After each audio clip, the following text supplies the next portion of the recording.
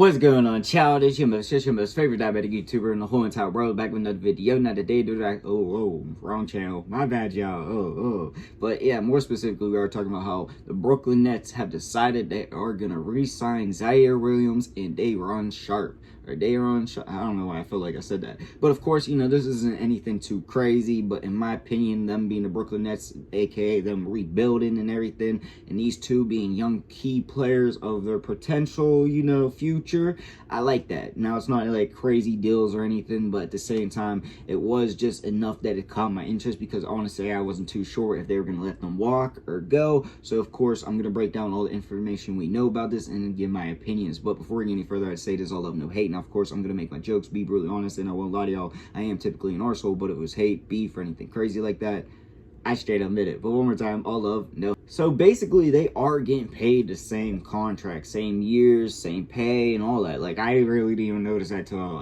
like 2 seconds ago. But Zaire Williams and Sharpe, I definitely added like a damn French accent to that. I didn't mean to, but they signed a 2-year, $12 million deal to return to the Brooklyn Nets. Now, yeah, 12 million, 2 years, that ain't terrible at all, especially for them, because when you look at their ages, they could bring a lot of potential. Maybe in 2 years, they're like a star, and then you got to give them a good contract at the same time. But like, right now, this is like a contract where it's not too risky, because you could offload them, of course, trade them for assets, even if it's second rounders or younger players, whatever the case scenario be, you still can do that with this deal. It's beautiful, and honestly, this reminds me of, like, you know, a deal that you give bench players and shit like that. Now, I'm not saying they're bench players, but, you know, it could be that they're preparing them to be the role players of the future for this team. Now, we'll have to see how it plays, or they're just trade bait. Honestly, it could be trade bait as well. But Zaire Williams, I do believe that he has potential to become a great role player, a great player in general.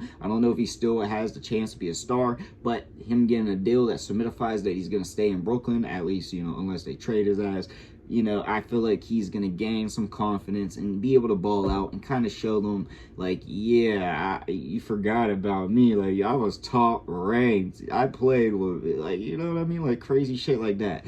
But at the same time, you don't know if that's going to happen. And same scenario, Sharpe.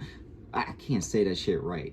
But same scenario with him, all right? My bad. I don't mean to butcher the name. I keep doing it. It's learn disability. Plus, I'm just a little bit stupid, I guess. But yeah, so when it comes to him, I was honestly wondering if they were going to re-sign him as a backup center or just the starting center, because really I don't know what the situation is going to be with Nick Claxton, or did they re-sign him and I'm just tripping? I might be wrong. Let me know in the comment section down below. But in reality, I feel like Sharpe is going to be the backup center, and honestly, I don't hate that role, because when I played the 2K simulator, is low-key, I add him on my team. He's usually my backup center, or at least one of the backup centers, like third, second, yeah. So I ain't gonna lie, like, I know that's not a great reference or anything, but in general, like, I know his game. His game is pretty simple. I mean, not pretty simple.